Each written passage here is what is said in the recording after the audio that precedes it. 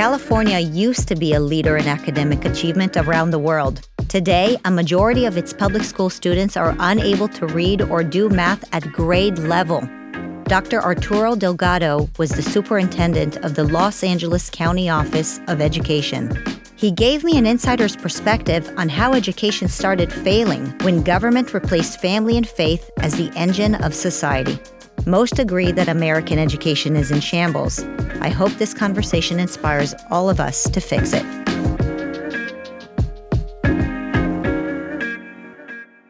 So Art, thanks for coming into PragerU. Thank you for having me here.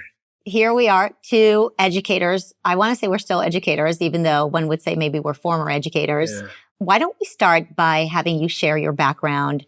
You had a pretty big role in California education for a very long time. Yeah. So, share with me a little bit your career and how you got there. Thank you. Yeah, well, it's a pleasure to be here. Thank you so much for that. The beginning of my educational career, actually prior to that, for a lot of people that don't know this, I was a traffic officer for LAPD for 8 years. And I put myself through school doing that and knew I wanted to be an educator. And so I started as a teacher, went through all the chairs, became a vice principal, a principal for 8 years. Then I became an assistant superintendent for human resources. And eventually I became the superintendent for San Bernardino City Unified School District and served there as a superintendent for 12 years for a large urban setting. That's a lifetime. Eventually I was asked to consider coming to Los Angeles County. And I was appointed by the Board of Supervisors as the superintendent for the Los Angeles County Office of Education, where I served for 5 years and then retired eventually from that office.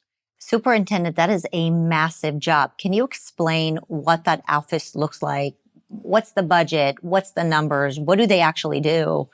Thank you for that question, because a lot of people don't understand what the County Office of Education is all about. The County Office of Education is a service department, really, basically for all of the 80 school districts that function in Los Angeles County. And that would include LAUSD, which is the largest of the school districts, but all of the other school districts, including the San Gabriel Valley area, anything up in the Simi Valley area, all of those areas all fall under the jurisdiction of the Los Angeles County of Education. We have our own Board of Education. And the board oversees the budget and approves the budget. And it's the role of the county superintendent to be an extension of the regulations and the distribution that the state provides for each one of those 80 school districts, over 2 million students. And even though I didn't supervise the school districts individually, they all supervise themselves.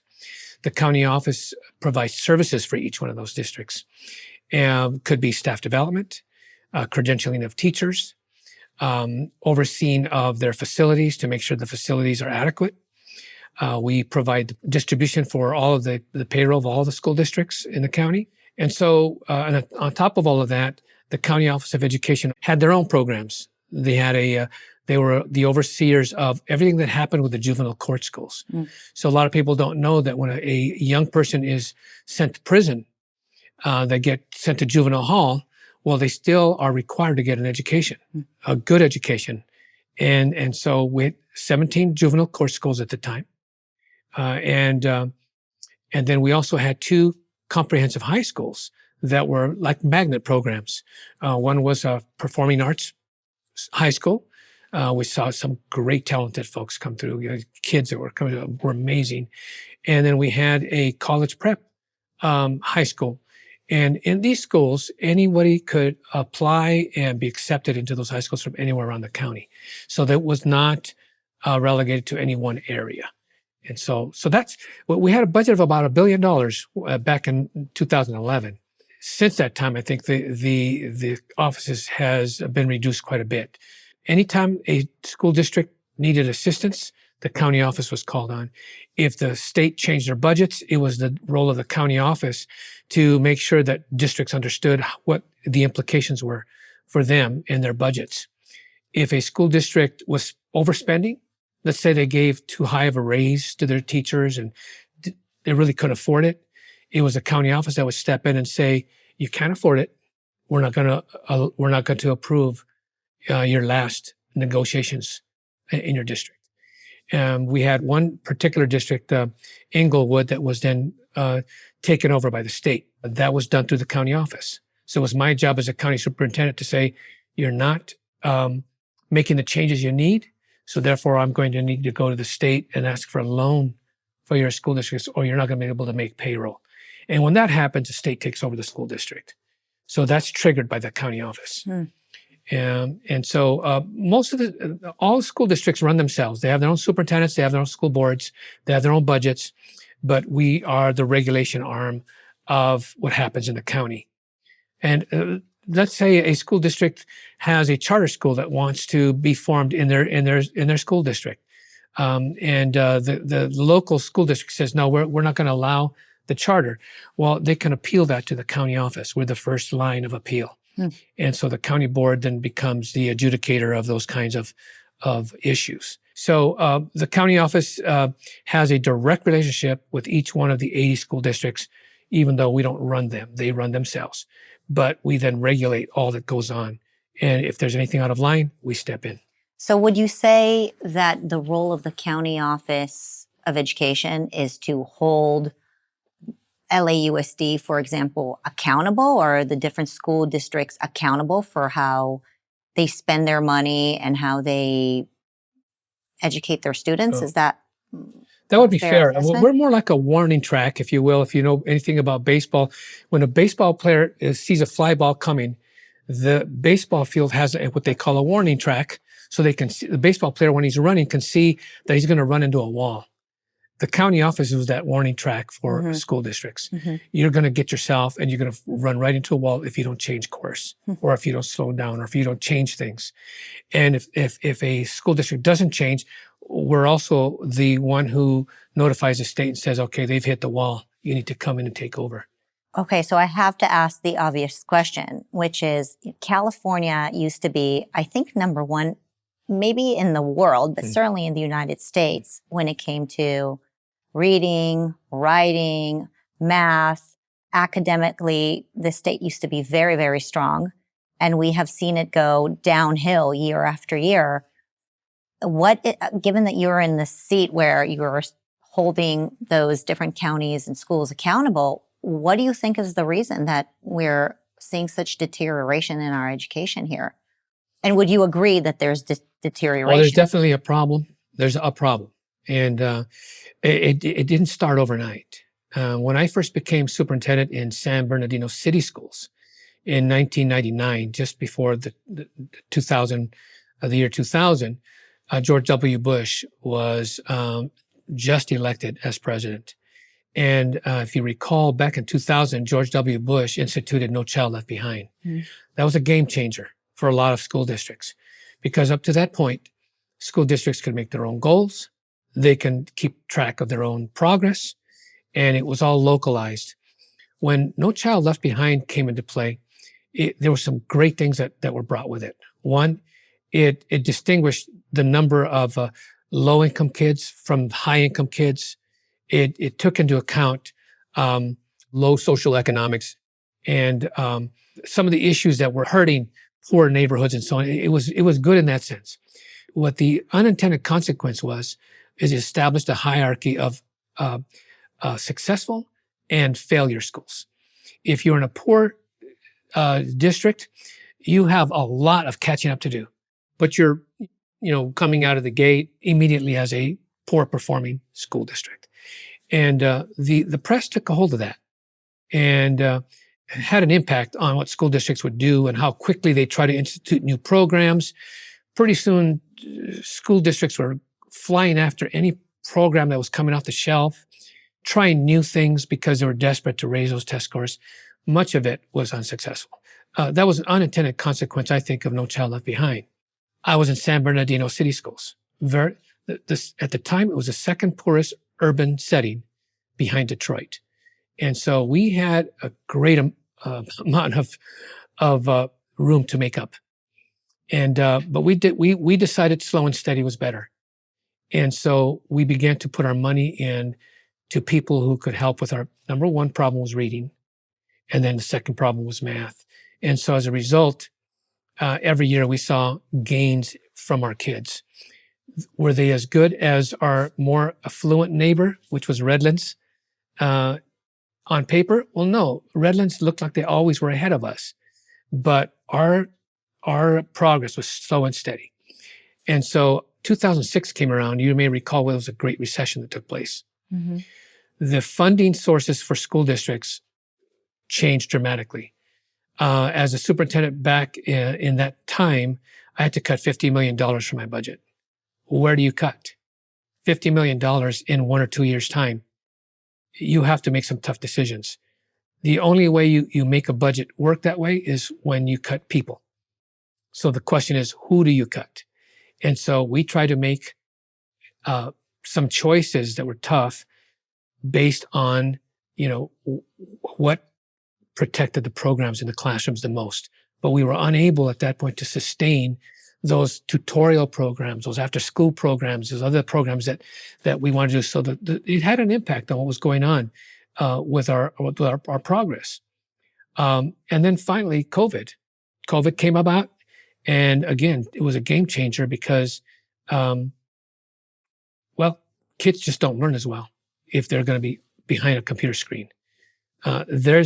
Teachers do make a difference. I truly believe that. Teachers make a huge difference in person. And then we began to see a whole shift in what teachers wanted after the crisis was over.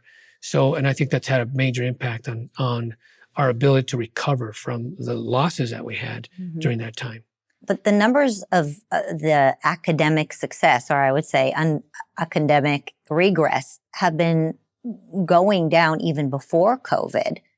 And still, if you look at the amounts that are given per child in the state of California, those numbers keep going up, right? And so it's just hard for me to reconcile this idea that more and more and more money is infused into the system, but the success rate is going down. I mean, you have a barely average of 31 to 34% of basic average math capacity or capability here in California, for example. And reading, it's somewhat similar. Maybe it's in the 45 to 49% of Californian kids can actually pass a proficiency reading test. So, it doesn't seem like the system is not infusing more funds. Maybe they're not dedicating it in the right areas. Is that the issue here?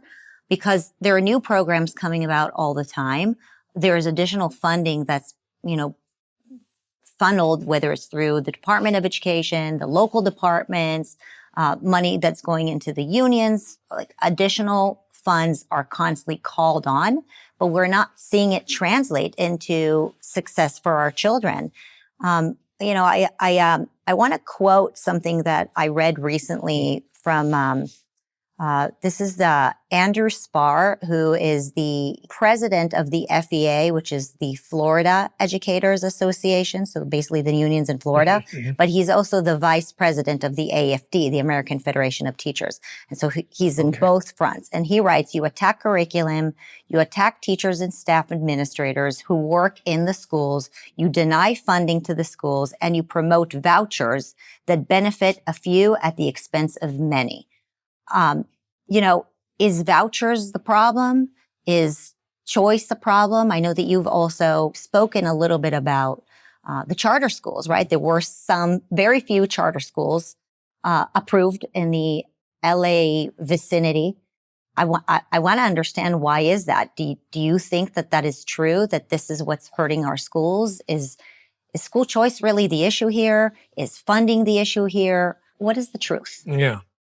I don't think school choice is a problem, and I don't think charters are a problem. I sat on the State Board of Education for their charter school, and at the county level, we adjudicated charters as well that wanted to start a program in any particular school district, and then were denied. So they would come to the county office, and then whether it was funny or not, I was also on the state board.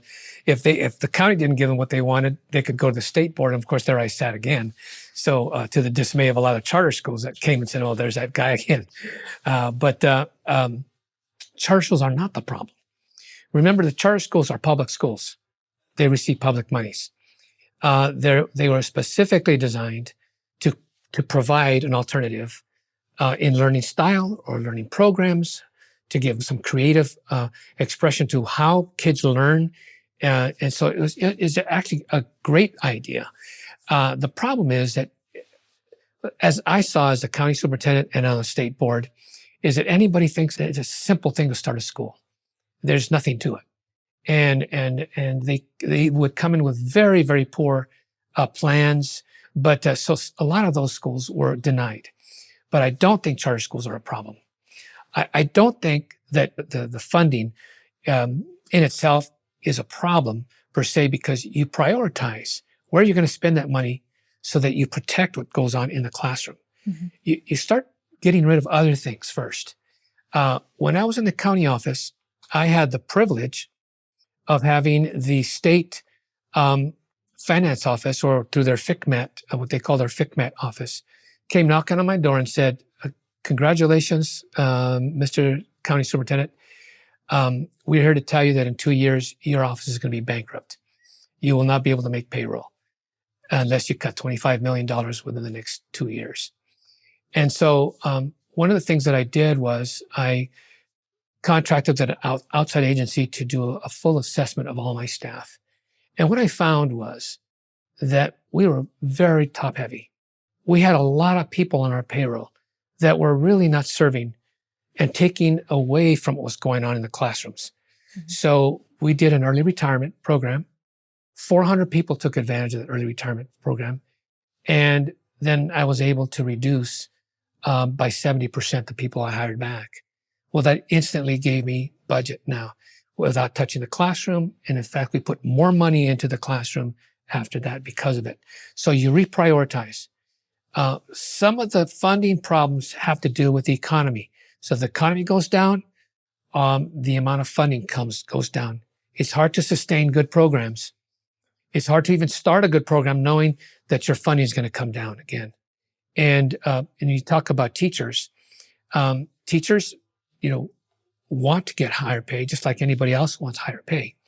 And so when they see the good days, when the state is giving a lot of money to your school districts, well, they want a percentage of that to go to their salaries.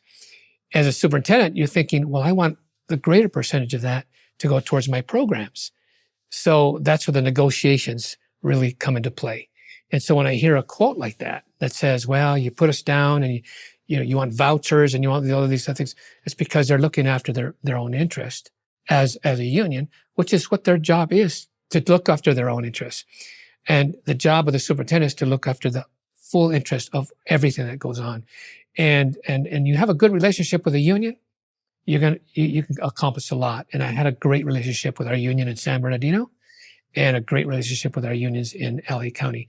They fought back on some things, which is I fully expected, but we always came to an agreement as to where we need to prioritize. The union in San Bernardino in particular, they were part of my budget committee. So their leadership was there to say, well, we don't think you should cut this. We don't think you should cut that. Before I knew it, the teachers themselves were telling me, don't cut these programs. So when I cut $50 million from my budget, the teachers union was on board. They didn't get raises. I didn't get raises, but it's okay because you have to understand what your mission is. Our mission is to make sure that our district is succeeding and our kids are succeeding. So we were able to do that. You say that the teachers union's job is not necessarily to advocate for anything else but their teachers, I guess, or the administrators. Who's advocating for the kids? Whose job is it to make sure that the programs and the resources that really the taxpayers are paying for are actually benefiting children and families? Mm-hmm. Well, that's a good question. And first of all, let me just say this. I don't lump the unions all in one big glob of people. Because locally, the unions that I worked with were fantastic. Mm-hmm. They're fantastic people. They really worked with me on these things. You have a hierarchy of leadership in the union, as you just read a statement about, that then gets real involved with political issues that direct the rank and file. Mm-hmm. And so that's what you hear of mostly in the press and those kinds of things. The teachers union should be speaking on behalf of kids, but they do speak on behalf of the membership that they represent. They pay dues, so they represent their membership. It's the role of the Board of Education, who gets elected by the community, to make sure they're not going to deviate from representing children. And to some degree, I'm not going to put all the blame on boards, but to some degree, I would say a lot of that falls on them to make sure they're not going to move away from what they've been elected to do. The role of the superintendent is to carry out their policies. So if the superintendent, as a superintendent, if I see the board swaying in one direction, it's my role to remind them, is that good for kids? I don't think it is, or I think it is. I need more money for this. I need more money for that. And that's where I, as a superintendent, want us to go. Now, I may get some pushback from the union. I may get some pushback from some of the board members. But if it's the right thing to do, my experience has been most people will say, okay, it's the right thing to do. Let's do it. It's when you have boards of education that have their own agenda, or you have unions that have a different agenda that want to promote more of a national agenda, that things can get rocky. So I was fortunate I didn't have that.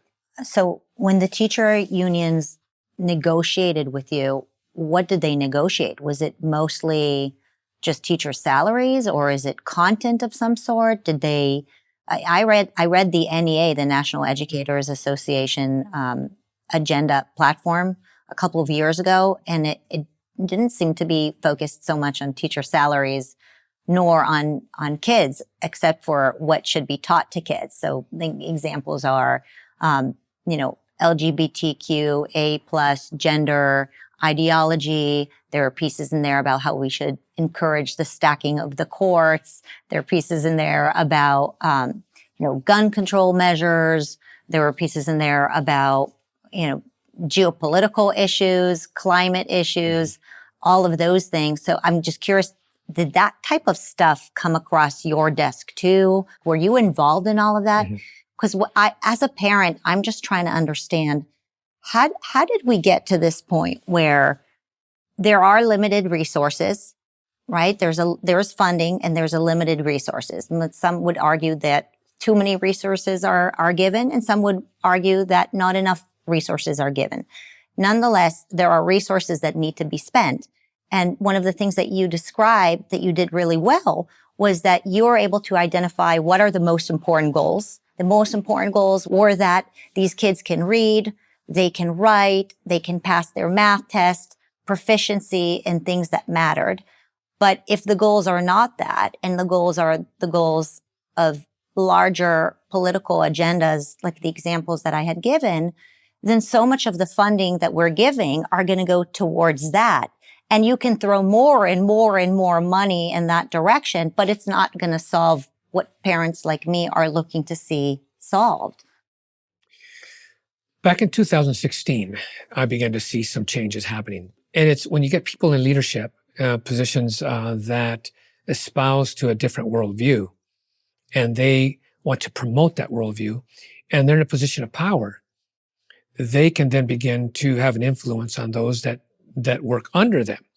As the supervisors began to change, so did the direction of what they wanted to see from our county Office of Education that would then have an influence on what's going on your 80 school districts in the county. The local unions would bring those topics up. I found, at least in the time that I was there, I found that salaries was the main issue. And anything could be worked out without a lot of compromise unless it was about salaries. So if you gave salaries increases, you could pretty much, agree on the rest, and the rest can wait. Administration wasn't taking the lion's share for something else that was a pet project or whatever the case that they felt was happening. But it's changed since, as you well know. It's changed quite a bit. And so the pressure is bigger, I think. I still meet with a consortium of superintendents for Southern California and Northern California. Even though I'm retired, I'm still a member of that association. And I have the opportunity to hear at the roundtable what is on the mind of the superintendents who are currently in place. And honestly, I don't hear as much about the social issues around the table than I do about the negotiations issues.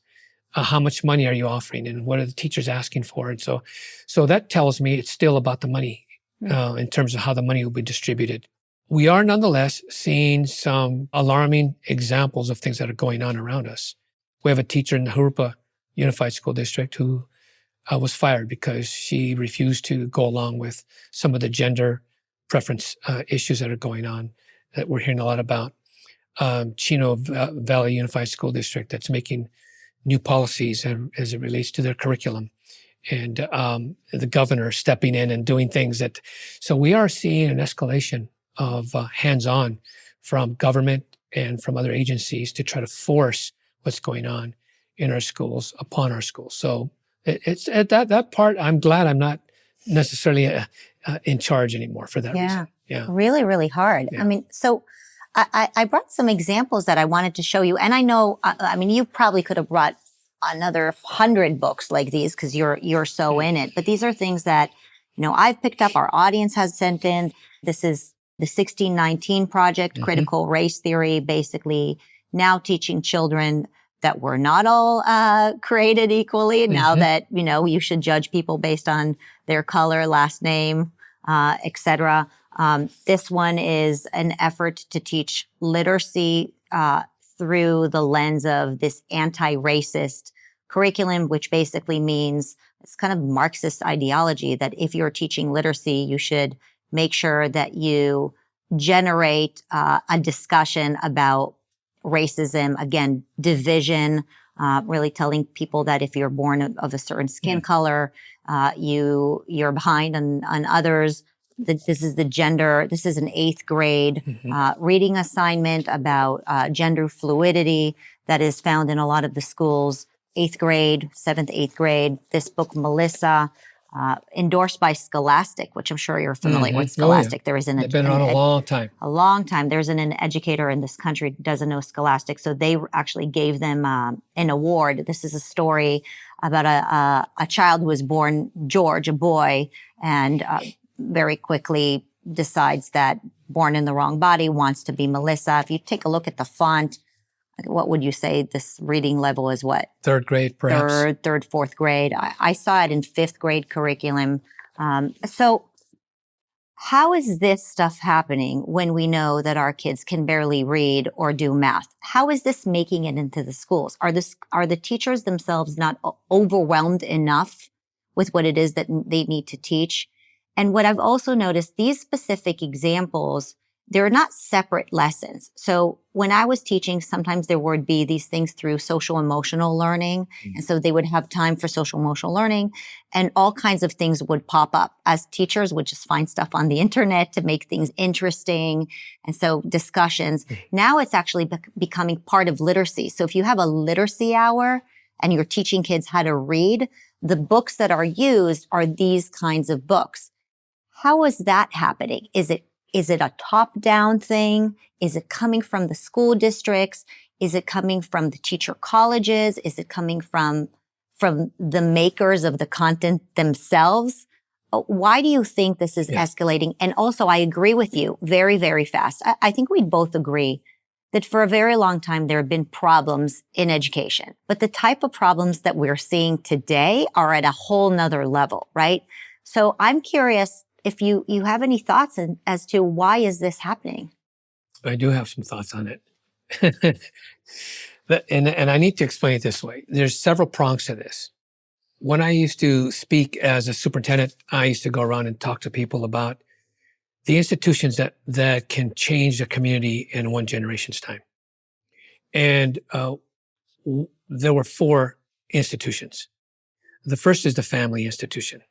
And so if you have a family that nurtures their children, that provides a safe place for them, provides room and shelter, encouragement and support, and you have a family that does that, you have the beginnings of a good community. I think most people would agree with that. Unfortunately, what are we seeing with our families today? Lots of broken homes, single parent families, kids being raised with absent parents. And, or you have parents that are so busy working to make ends meet. They're not providing for their children like they at one time used to. And but nonetheless, the family institution is critical. Okay. But it's changed. The second institution that I like to talk about is the faith-based institutions. And the reason why I like to talk about that is because faith-based institutions have access to full families. And so it used to be full families would go together to their church or synagogue, and they would learn together, they would pray together, and they would learn a value system based on a foundational word, okay? And they would go to school with that.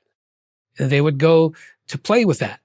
And so you would have faith-based institutions that are a vital part. Now you get the families together with a good faith-based institution, you've got a greater chance of a wonderful community to be formed in one generation's time. The problem with the faith-based institutions today is that we're seeing even the faith-based institutions are becoming homogenized to, instead of providing a foundation that comes from a word of truth, they provide a more homogenized whatever the crowd wants to hear, which is more pleasing to the crowd, so that their institution can thrive and can survive in a changing society. And so even our churches today are remiss in doing what they should be doing. They should be feeding the hungry. They should be providing shelter for those without shelter. They should be loving on people and providing for them good, excellent foundation for moral values. So a lot of churches are now putting that by the wayside. The third institution is our government institutions. Our government institutions are supposed to be protecting the innocent, punishing the evil. And we're seeing the government begin to do something different than that.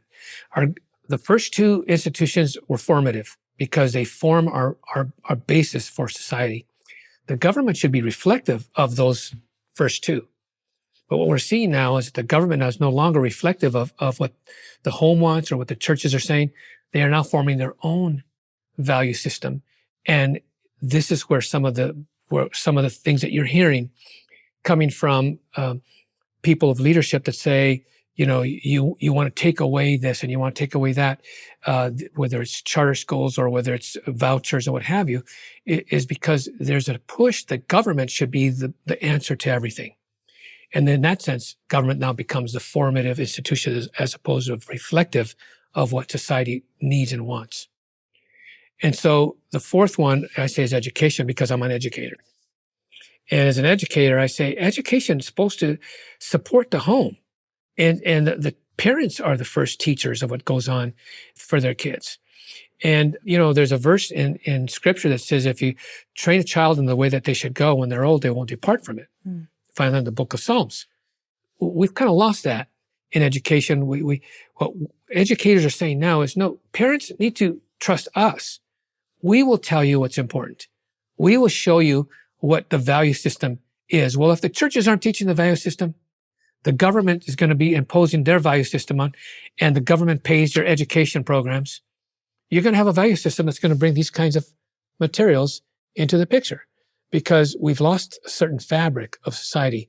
And so our society will change in one generation's time if we don't see a shift in those areas. So that's why I get still excited, even as a retired administrator, educator, to remain faithful to espousing those values that I think drove me to do what I did in leadership and education. Mm-hmm.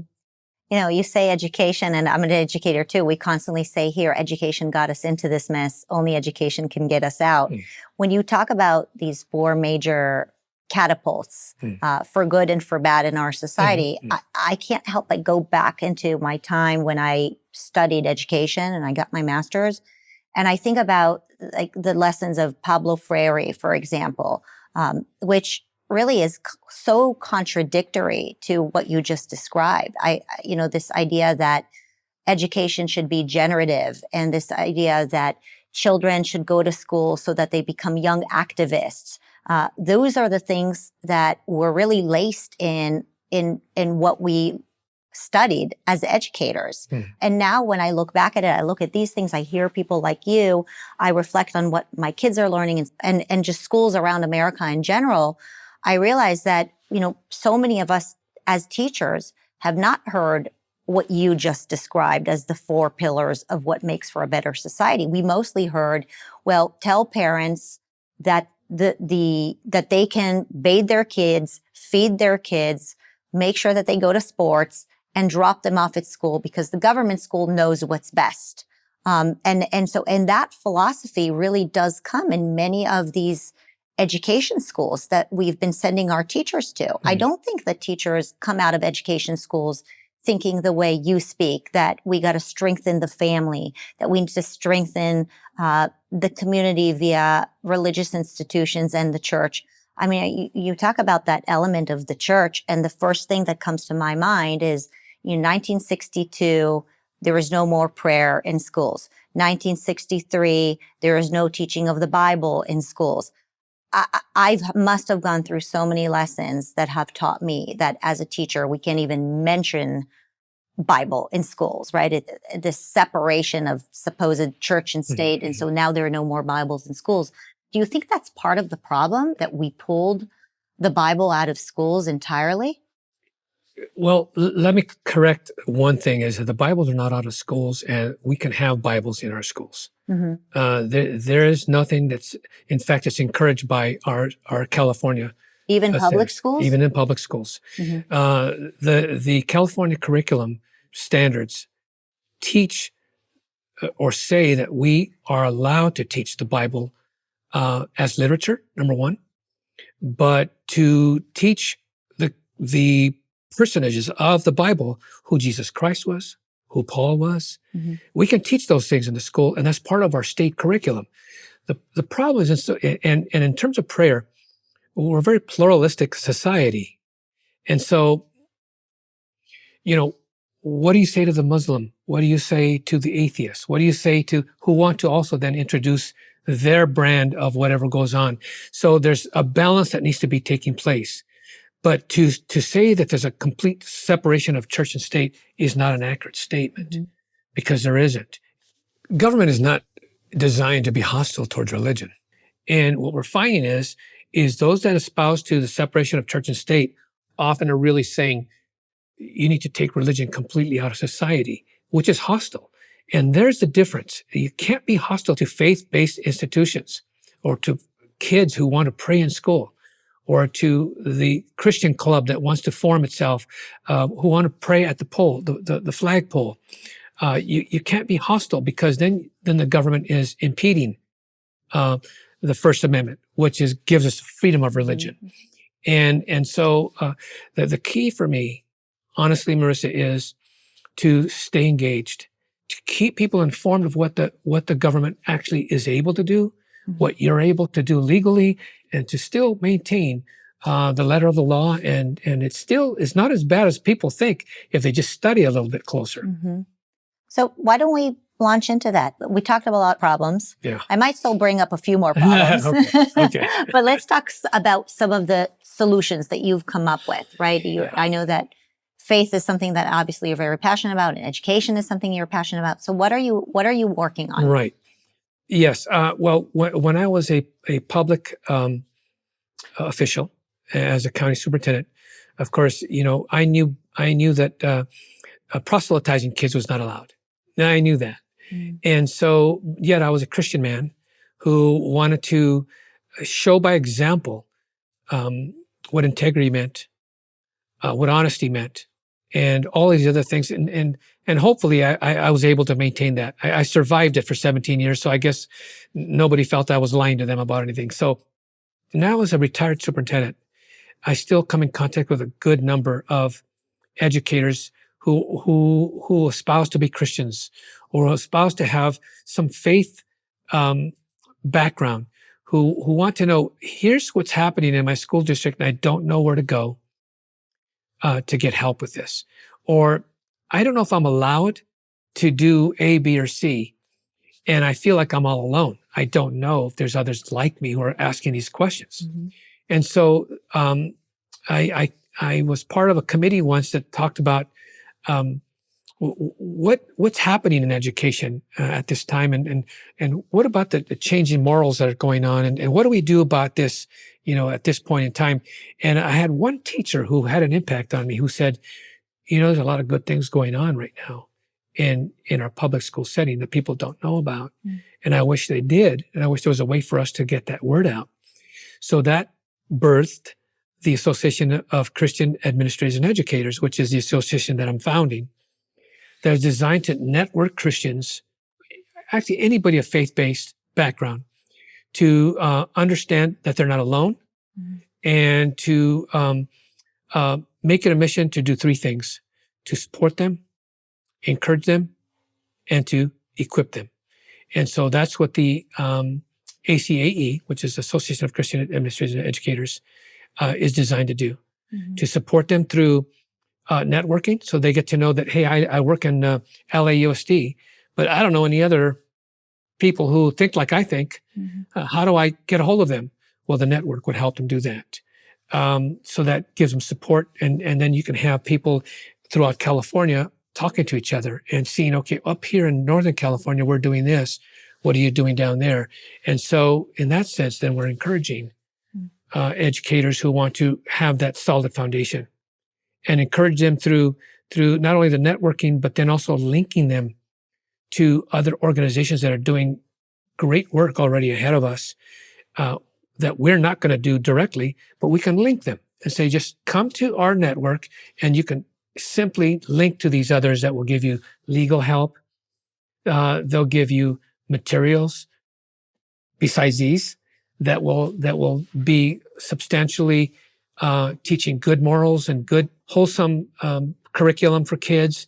Or someone says, here's how you do it. Here's what it looks like in your district. Here's what it could be.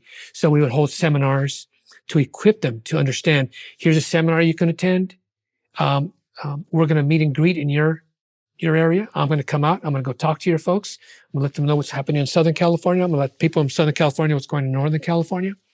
And in that sense, ACAE is designed to be a networking for faith-based educators who are still in the public setting, and or in sectarian schools. They could be in Catholic school. They could be in a Christian school. It could be any school, sectarian. And we want them talking to each other. Don't feel alone. You're not alone. They're more than people understand. A part of that, Marissa, is that we then team up with organizations like this one in every state in the country. So we began to form a national organization called Association of Christian Administrators. And there's a group of people already doing that work. Started in Oklahoma and Illinois. And now we have as many as 6, probably 7 new members to the association. California now, through my foundation, is a part of that association. But we do expect that in order for us to get the kind of word out that PragerU is doing, we need to do this grassroots, and we need to involve everyday people that are doing the work on the ground and get them talking to each other so that the word gets out. With PragerU's word gets out quicker. Gateways to Better Education, that does great work right now. We've already worked with them, get their word out. And I think in that way we help each other. And then we can change some of the course of what's going on. We can change it. So I believe that. Yeah. I mean, there's so many things that you just said that really resonate with me. One is, I appreciate you correcting me earlier and reminding me that it is okay to bring the Bible into the classroom, because many teachers like me think that it's simply not, or we've been scared. We've been made to be scared. And it's true that when you're alone, or when you're made to think you're the only one, it's a lot harder to have courage. But when you are actually united with other people in values, and you know that you're walking in lockstep with others who have your back, who hold the truth, who are willing to be there for you, it's a lot easier to do good. And it's a lot less scary. And it's in many cases what we try to do here at PragerU with Prager Force and the parents and viewers, et cetera. And the other thing that you bring up that makes me think about some of the work that we're doing here, and similar to yours, is that many people are realizing that this kind of stuff needs to come out of the schools, right? We're realizing that we have to step in, we have to fight. And on the government level, we're pushing for elected officials who are actually listening to us. And there are a lot of people now who are running on education platforms saying that they're going to do better. But even once they're elected and they're sitting there, a vacuum is created, because if they pulled this stuff out, well, they still need the great teachers who understand what their rights are. They still need great material, math, literature, all of those examples, right? We need to take the bad stuff out and put good stuff in. And so organizations like yours are essential, because it doesn't matter how many elected officials we elect. If they're sitting there at a desk and they don't have the great teachers to empower, the great content to provide to students, they're not going to be able to do their job. Right? And Right. it's like anybody who is running on these education ideas, these education platforms, they need organizations like yours to step in and actually carry out the task. Yeah. I think educators, it's one of the highest callings you can have, I believe. That's not my personal opinion. There are a lot of other high calling, careers. But if you're an educator, that's a very high calling, I believe. And you have to have a sense of mission to do it. Mm-hmm. And if you do have a sense of mission, you believe what you're really doing is benefiting society, and you really want to be a difference maker, this is a high calling for an educator. But you also have to be equipped to do it right.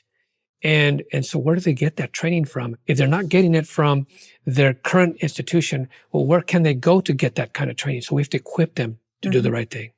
And that helps their commitment levels, because then they're committed to doing the right thing. They now know how to do it. And then the only thing lacking is the courage to do it. And ACAE is hopefully going to be helping them to equip and to give them the courage, because they won't feel alone in what they're doing anymore. They'll know that there are others doing similar work and doing it well, and sharing it across the board. And people in Chicago are going to know the people in Los Angeles, what they're doing to make that happen. And hopefully there's more talking that goes on. Our leadership begins to see a different picture of what society at the whole wants. The government shouldn't be telling us what to do, but they should be responding to what the communities want. And if they're doing it well, then we have a good government. When they're not doing that well, then we have some problems. We have lots of problems. Yeah. And it's very divisive. One last thing I meant to say earlier, I just finished reading a book called Bonhoeffer. You probably know who Bonhoeffer is. And Texas, a book that he wrote about Bonhoeffer, and a very fascinating book in the sense that you begin to see step by step the strategy of society that wants to change towards a more socialistic, more Marxist way of thinking, and you see it step by step through World War II and what the Germans were doing, and to their schools. And that was one of the first things they went after, was the education of our children. So I'm not surprised when I see this kind of thing going on. I'm not surprised when I see government saying this is what you shall do, because this is a playbook. And if we're aware of it, at least we understand we can't let history repeat itself. We have to do something better. And if we know that, then what excuse do we have for not doing something about it? And so that's what I think PragerU is doing. Yeah. And those that work under PragerU, and that's what we're going to try to do with ACAE. Yeah. I mean, you mentioned Bonhoeffer. I printed this thing out. This is actually a document from the Naked Communist that was written in 1958. There's a man by the name of Skousen who actually kind of digested the original document in 1963. And it's essentially the 45 declared goals of the communist takeover of America. And it outlines how it would, essentially take over all kinds of institutions. A very, very big part of it is how they would do it through education. And you would think that this is just an absolute playbook for what we're seeing right now. I'll just read some of these things to you. Do away with all loyalty to oaths, get control of the schools, use them as transmission belts for socialism and current communist propaganda, soften the curriculum, get control of teachers' associations, put party line in textbooks, gain control of all student newspapers. use technical decisions of the courts to weaken basic American institutions by claiming their activities violate civil rights, break down cultural standards of morality by promoting magazines, motion pictures, radio, present homosexuality, degeneracy as promiscuity as normal, natural, and healthy. Here's another one. Eliminate prayer or any phase of religious expression in schools on the ground that it violates the principles of separation of church and state. This is from 1963. This is the translation. So either it's the playbook or somebody was able to read into the future. Discredit American Constitution, discredit the American founding fathers, support any socialist movement to give centralized control over any part of culture, education, social agencies, and welfare programs. People can find this document. We'll link to it so they can go into the different details. Belittle all forms of American culture and discourage the teaching of American history on the ground that it was only a minor part of the big picture. Give more emphasis to Russian history since the communists took over. Infiltrate, gain control of more unions, dominate the psychiatric profession and use mental health laws as a means of gaining coercive control, discredit the family as an institution, emphasize the need to raise children away from the negative influence of parents, attribute prejudice, mental blocks, and retarding of children to suppressive influence of parents, create impressions that violence and insurrection are legitimate aspects of American tradition. And this list goes on and on. I encourage people to go and look it up for themselves so they know that I'm not making this up. But this is the type of stuff that we are seeing today. And we saw that in the 1930s and 1940s during World War II, all the same steps that were taken. Yeah. So we just have to be aware of it. And I will say this, I know that there are a lot of great people in public education. I know them. Well, you are here. They're good people.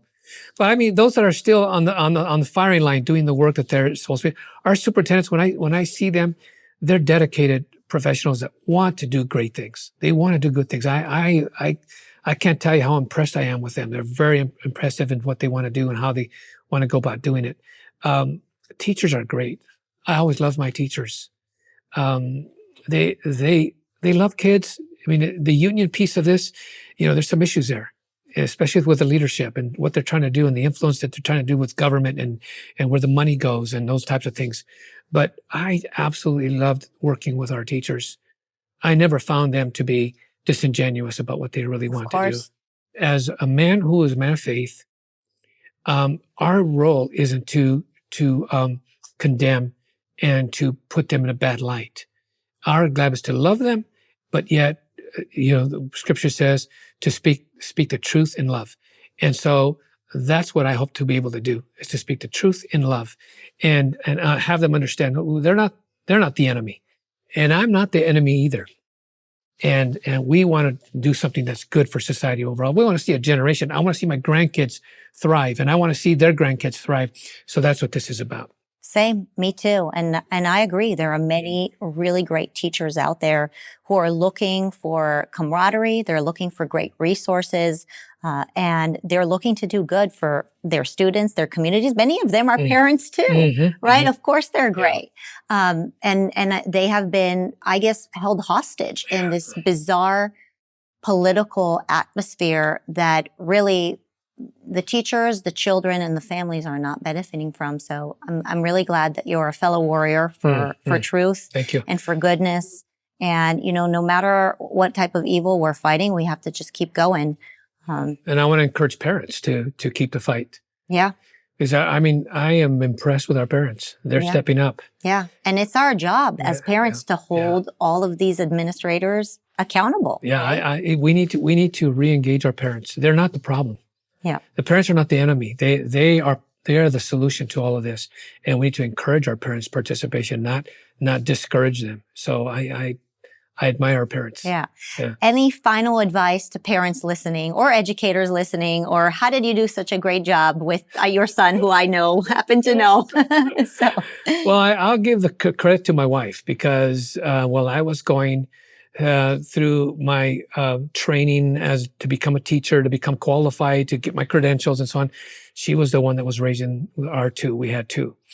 And she did, as you can see, I think, a terrific job. And our son, of course, has a personality that sometimes I need to calm down a little bit. But he understands something I think is real critical, and that is that relationships are important. Mm. And he does that in every aspect of what he does. And it pays off because people get to know him, he gets to know them, and it makes people feel comfortable. And before you know it, he's successful in everything he touches. So I'm proud of him. He is a good example of someone that put a lot of work into what he did, even when his dad would say, "Hey, when are you going to get paid for this?" But he knew what he was doing, and so I'm very proud of him. I'm glad to say that. But yes, I do credit his mother because she is to this day still the anchor. Mm. And so I appreciate her. So I take very little credit for it. I just try to maintain that whatever I have, I've been given. Mm. And so what I've been given, I'm a steward of. And so he's one of those things. And so is my daughter. So I'm very happy to say that. Yeah. Well, you're a humble man, but having a good father and a father who is involved in the home is very, very significant. Yeah. And you just being there, I'm sure, has been a blessing for your family and for your kids. So thanks for what you're doing for America's kids. And thanks for all your work. Thank you, It's Marissa. great to have you on. Thank you. I've really enjoyed it. Thank you very much.